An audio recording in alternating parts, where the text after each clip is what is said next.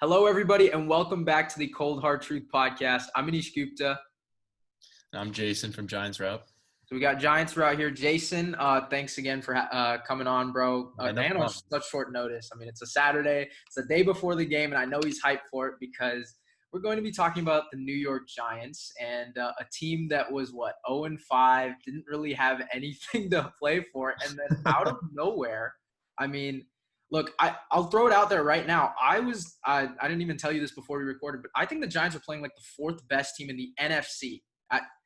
Call me crazy, but I would have the Packers, the Saints, not in that order, Saints, then Packers, then the Rams, then you guys. I really think they've been playing insanely well. And they're 4-0 in their last 4 weeks. Obviously, the huge win against Seattle, I didn't see it coming. No one saw it coming. Colt McCoy, dude, first win since 2014? Yeah, around then, 2015, 2014. Yeah, it's been a while, but I mean, I'll maybe hand it over to you. What were your thoughts just, as a Giants fan, maybe first 5 weeks in and now? What are your thoughts with this Giants team? Yeah, basically with the Giants right now, I mean, the progression from the O-line was just crazy. I mean, a lot of people were really hating on the Andrew Thomas pick. Yeah, I was one of them, yeah. Yeah, exactly. Yeah, there was a bunch of people though, and it's crazy. He's one of the highest graded PFF grades for that week. But it was crazy. I mean, I think he put up around like an 87 grade, and he played great. He didn't let up a single pressure that game. So it's just crazy. It's nice it's great to hear from a Giants fan, honestly, to hear that progression from. I mean, he was playing terrible. He got benched in the beginning of the season to putting up one of the highest grades in a week. I mean, that just puts a smile on my face. I think he got some matchups with Dunlap too. So I mean, that's a good sign. Like I still remember he got absolutely manhandled against Pittsburgh by Bud Dupree. I mean, that was just terrible. And as the first tackle taken, there were some expectations. But what's a product of that O-line, Jason, is they were the Giants prior to I believe week 6. They were one of the worst rushing teams, obviously because we all know what happened. Saquon Barkley goes down. As someone who drafted him in fantasy, I took the it just a pain. But, since then, they've had 148.8 rushing yards per game, and they've been the 6th best since that span. I didn't even know that. I had to look this up. I didn't know that they were that good rushing the football. But, Wayne Gallman, the Wayne train, bro. I mean. The Wayne train. He's been a beast recently. Even Alfred Morris. He's 31 years old. We signed him out of nowhere. Colt McCoy and Alfred Morris. I mean, just if they want to throw it back, I guess. But, I mean, yeah, 16 carries, 135 against Seattle. Right, last week. I think he had a touchdown the week before against, I believe it was Cincy. So, but another thing I wanted to talk about was, let's look back, I guess, at the Giants-Seahawks game because, that's the huge upset, probably one of the biggest upsets of the year. And I wanted to throw this stat at you. So, Russell Wilson usually, prior to this game, took 2.93 seconds to throw, right? And against New York, on average, he took 3.38 seconds. Now, if he takes more time to throw, that just shows that the secondary is locking up the receivers. So I thought that was very impressive. And on the 5 sacks he took, it took 4.8 seconds for the play. And who's leading that secondary. I think every, non-casual NFL fan knows who it is. I mean, I'll say it, I guess. It's James Bradbury. Yeah, and, 16 PDs, 2 forced fumbles, 3 picks.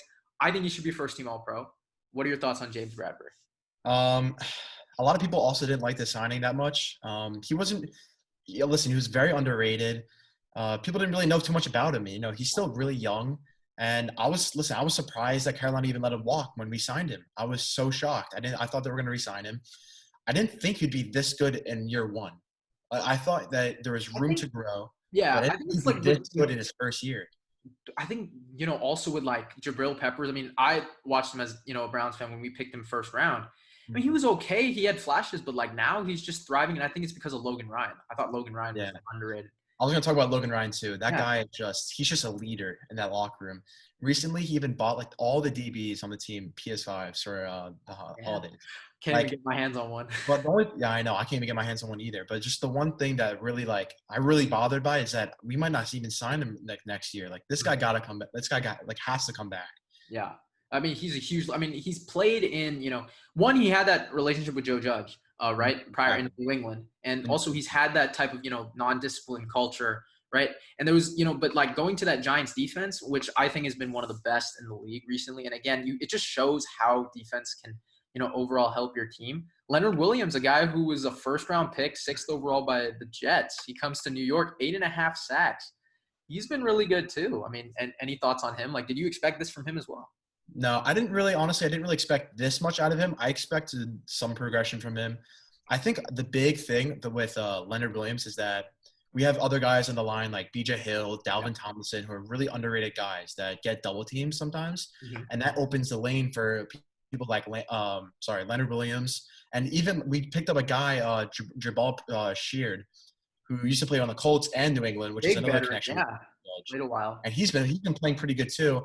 For a guy that we signed like midway through the season, I mean, it comes to show that the D line really gets pressure. It doesn't really get too many sacks. I know Leonard's been getting sacks because the double team, but a lot of pressures, and like I'll take that. So, but I wanted to talk about Joe Judge. So for me, coming into the year, I was high on the Giants. I was higher than most people. But when I say high, I meant a good 6-10, 7-9. That's what I meant by high. Like, I thought, they were going to play spoiler to some teams. I thought the NFC East would be a lot more it's technically competitive, but I thought, Dallas and Philadelphia would be, a step better. And of course, who thought the script would be flipped like this? I mean, Dallas and Philly are the 2 bottom teams in the entire conference. And Washington did you know that Washington could technically, or Giants could technically get the 7th seed? They're 1 game out because the Vikings are 6-6, right? So if Washington's got a favorable schedule, the Giants have got some tough ones, but they've got us, right? Sunday Night Football next week. I mean, who would have thought the Giants-Browns game would be flexed for a Niners-Cowboys? That's very incredible. Yeah, it's a 2020 type thing, but yeah, exactly. I was gonna say that. Yeah, that just makes no sense. But I mean, they who knows? I think now it's not even just can they get the division, just can they get a wild card spot? But I think Joe Judge, wanted to talk about him.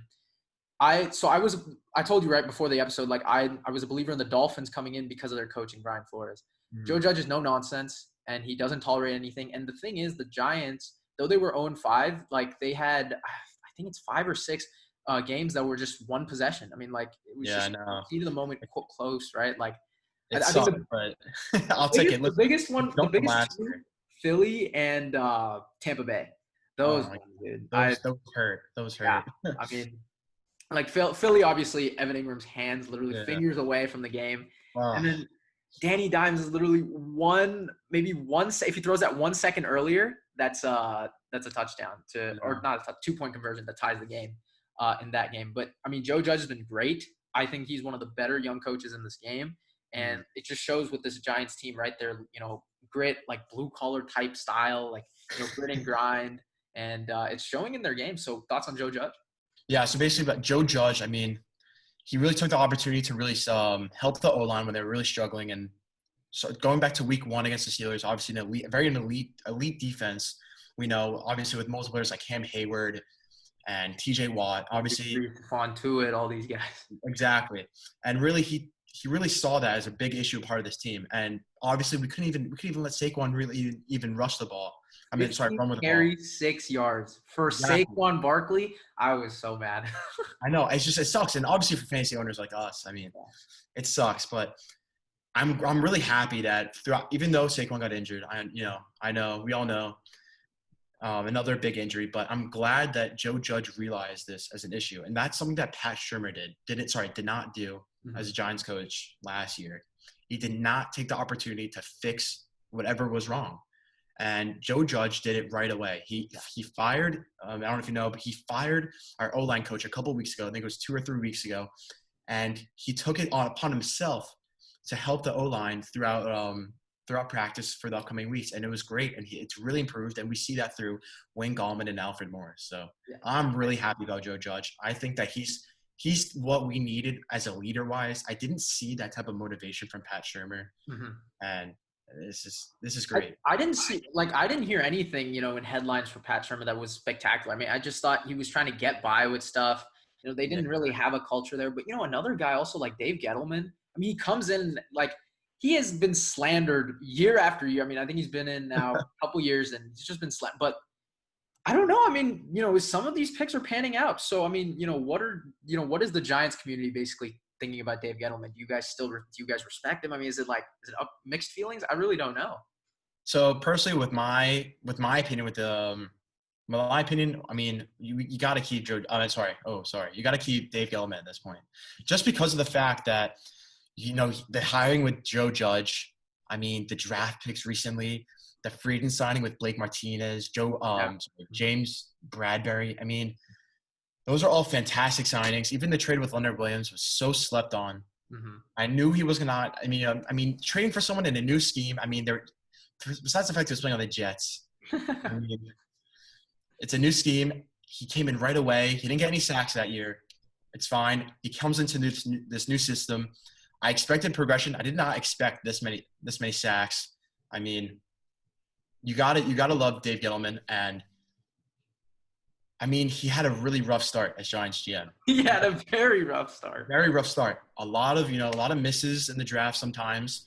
But as the years went on, it's been a crazy. I mean, I wasn't expecting us to be this good ever. I thought it would take us many more years to even compete for. I mean, even going after 0-7, I think the Giants community really thought that it was done for Dave Gettleman.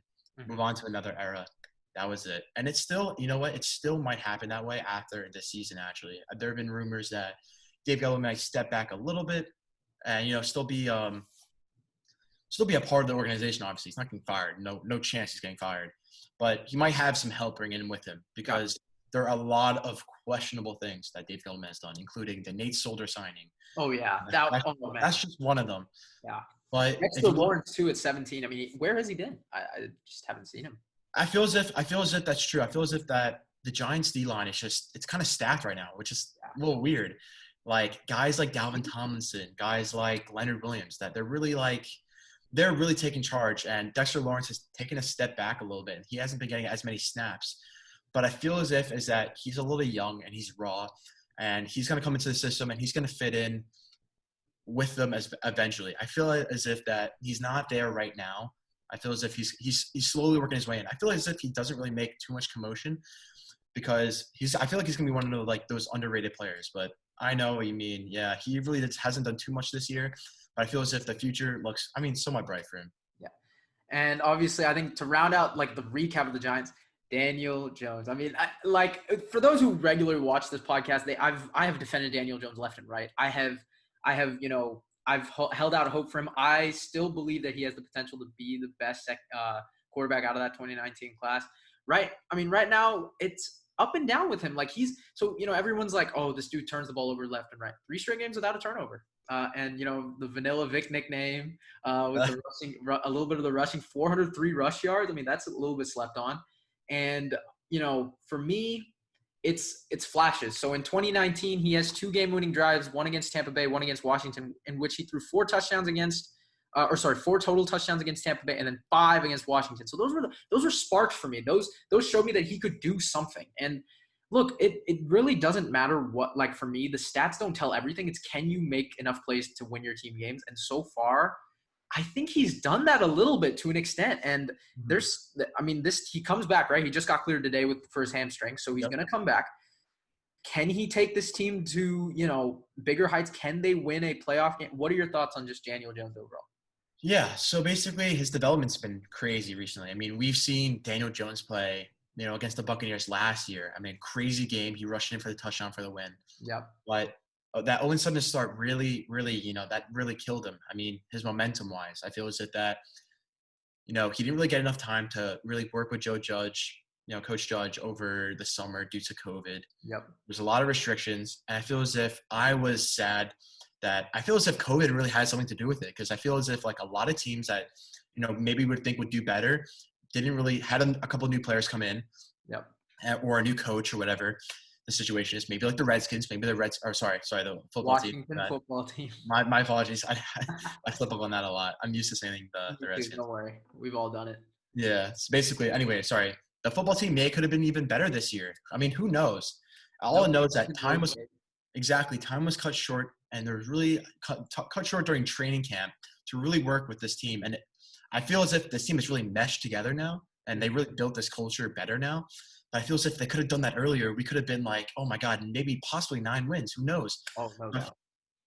Or yeah. So I feel as if that Daniel Jones, that first 7 games really bothered me because I knew that he could play better. We saw it last year, but we didn't see that in those 7 games. I got worried. And then I saw this progression, leading into the bye week. And then even now, I mean, I know the injury, but it's fine. We know we got the win with Colt McCoy, but I'm hoping that he becomes, he doesn't have to be elite.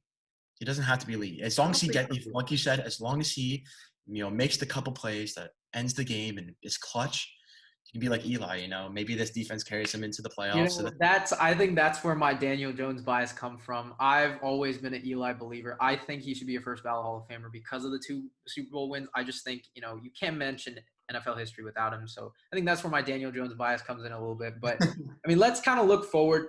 Now, hey, they've won 4 in a row. Whatever. The 1-7 start, it's out. It's gone. I mean, now they've won 4 in a row, 5-7. And again, like I said, 4th hottest team in the NFC. You go and play Arizona. So I mean, a team that's lost 3 straight. Kyler Murray has still, I think, a nagging shoulder injury, so he's not 100%, and it's shown. I mean, he's having MVP-like numbers ever since the Hail Murray. 0-3, they've been outplayed in all 3 games, and Kyler hasn't looked good. So do you think I picked the Giants to win this game in our weekly picks. Do you think the Giants can carry it over, and do you think that they can continue to keep Kyler in a slump? Yeah, honestly, I don't. So first off, I actually heard that D-Hop might be out for this game as well. Interesting. Which is something I actually would look forward to be honest. Because I heard a lot of people didn't. I mean, with the stiff arm with Metcalf and Bradbury, I know it's a little. That's a tackle. I was mad. I mean, come on. I was mad about it too. I posted about it. I was not happy. Listen, you stopped the play, but that's a whole different conversation, to be honest with you. I was excited to see Bradbury, an elite cornerback. I think he's one of the best in the league right now. Yeah. Definitely top 3 play right now against one of the, I think top 3 wide receivers right now. So I was excited to see that, but maybe it won't happen. He's definitely not 100%. Kyler, like you said, is not 100%. I don't know. This defense is going to give them a lot of. And they got home field. I mean, even though I think both teams will have to travel around 3,000 miles because Giants were just in Seattle. But I think, it won't be that much of a factor because I think with the Giants, defense travels and run game travels. They have to just carry it out. Who would have thought coming in that the Giants would have the advantage on the lines of scrimmage, O-line and D-line? If someone had told me that, I would have laughed in your face. I mean, coming in, the Giants had the worst, basically lines of scrimmage in the entire NFL. And now it's just they've been dominating or at least winning the matchups. And I think that's going to be the key to this game. And I mean, people are now starting to realize, this Giants team is good. They can beat the Cardinals. They can do this. But I mean, this was a long time coming. And I think, guys in the Giants community like yourself, you kind of see that. And that's why we never I can speak on the Giants community. We thought that we'd progress, obviously. Like we would have more wins than last year, but we weren't expecting this much. I know it's not that big of a jump, but to be able to compete for a playoff spot, I mean, it just like New York's been creating this. So this is big. So, now that we're looking forward, they have the tiebreaker over Washington, but they do have a bit of a harder schedule. I think Washington has 3 winnable games. You guys already beat them both. But yeah, I think Washington plays San Francisco. I don't remember the schedule off the top of my head, but I know the Giants play us. The Browns. They play the Cardinals, and I think they get a matchup with Dallas again. Dallas, week 17. Yep. Exactly. So I mean, those are all winnable. They're honestly all winnable games. I can't think of the 4th game that the Giants play off the top of my head, but I mean, I'm expecting you guys to go maybe 2-2 in those 4 games. Possibly 7-9. And I think that's good enough for the division unless Washington wins 3 out of their next 4. So if they do, let's say the Giants do win this division. I said it, I think, after they just lost to the Bucks. Now, this was way back, right? So I thought that this Giants team, if given a home playoff game, could actually win one. And look, think about it. The playoff contenders that in the wild card spots right now are, Seattle, Tampa Bay, Arizona. The Giants would have already played all 3. The only one that they wouldn't have is Minnesota, and I don't think Minnesota is going to get the 5th seed. So I agree. Do you think in a rematch, right, of, Tampa Bay, could they potentially win? Like, what are your thoughts on that? I really hope we play Tampa Bay or Seattle because I know, listen, Seattle, the way I watched that game, I know every game's different, every week's different. But watching that game, I mean, I'd love to get a chance to play them in the playoffs, especially Tampa Bay. Tampa I Bay mean, would be something. Because it is on the one hand, for me, for Tom Brady, I never bet against him. I just can't. I mean, well, now he's in Tampa Bay. Like, he's not back with Belichick. Like, it's just there's so much uncertainty there. And again, Daniel Jones in the fourth quarter, when they needed him most, he throws the perfect pass to Golden Tate to tie, or will put them in position to tie it. He misses the throw by a second, obviously, and loses by 2 points. But the Giants honestly outplayed Tampa Bay the entire game. I mean, they really did. It was just, a couple turnovers, bad plays by Danny, and that kind of cost them. I personally think I was surprised that Tampa Bay would even be this good this year. I didn't think they'd be that good. Interesting. I had them. I think me and all three of our co-hosts had them 10-6. That's probably what they're going to go, if not 11-5. But but they come in right to a Giants team again. Could they pull off an upset? I really think they can. I think the Giants. I think the Giants are getting a little more respect in the league now. But how would they handle that though? How do you think they could handle that type of expectation? Because they're not. This team, at least, is not playoff experience. They really exactly. Don't. I was going to say, so most of our starters, or at least a decent amount, or the reason that's why we win is because of our rookies this year, our draft class from last year. They really had a big impact on this team. Exactly. I mean, see from Andrew Thomas, Darnay Holmes, Darius Slayton. Yeah, he's also very young, of course. Yeah, I mean Daniel Jones himself, our quarterback. I mean, none of those guys have any type of playoff experience, and they're going against Tom Brady. Yeah, that's really tough for disaster, but also again the Giants at home, right? That's like a home. I know there's no fans, but still, home field advantage does mean something, and it's weather conditions. I mean, it's a later game. Oh my God, weather. I mean, it's probably gonna be snowing, but and that helps a defense like this, and it helps a running game. With Wayne Gallman and Alfred Morris. I don't even know Devontae Freeman if he comes back. I think he's still on COVID list. I don't know what. I'm not entirely sure if he's coming back. He's had multiple injuries. I'm not really sure. I mean, I hope he does because we could use depth in any position right now. I just don't think this year has been good for him. I think stick to what they've had, but kind of wrap. I think Lane's our guy right now. Yeah. So what do you think this Giants team goes towards the end of the year? Do you think they do win this division? And how far do you think this team can really go? This is my unbiased opinion. I truly think that because of the tiebreaker over Washington, I feel as if that. I mean, I don't see us losing to Dallas. I don't. Not twice. We almost beat them with Dak, which was crazy. It became a close game, and we just lost with Andy Dalton in the game. It sucked. It was we barely lost, but it's whatever. Yep. Going to week 17 as Andy Dalton for playing the entire game against us, I just don't see that happening, especially with this Dallas team falling apart right now. Mike McCarthy doesn't look like he really knows what he's doing. No offense to Dallas fans. Other than that, I feel as if that we can – I mean, this is a very winnable game, this Cardinals game. With all the injuries, I mean, I believe they're 6-6 right now. Yep. Momentum's going downwards for them. It's not looking good for the Cardinals. Listen, it's gonna be a good game regardless. So I do think that Giants have a chance, like you said, going 2-2, and going forward beyond that, having a home playoff game against either Tampa Bay, could be Seattle, could be the Vikings, possibly. I guess. Maybe I doubt they would get that far up the standings. So it would probably be Tampa Bay, Seattle, maybe the Rams if they fall out. But again, they've also played the Rams, and they were 8 points away from it. So exactly. I mean, to kind of wrap it up with this Giants, this episode, first off, thanks for Jason to have coming on. But again, the Giants, there's I really wouldn't have expected this, but there's hype around them. I mean, there really is. And it's just so cool to see how, teams can turn it around. And, while people have been, honestly hating on the NFC East, there are two teams that have looked good and have had two of the biggest wins in the entire year. So, let's see what they do. I'm still a believer in Daniel Jones. I'm pretty sure he's going to have a better career than Dwayne Haskins-Jack. So, yeah. But yeah, thanks so much for Jason coming on. Again, check out his page. It will be in the description. I will make sure top links. GiantsRoute.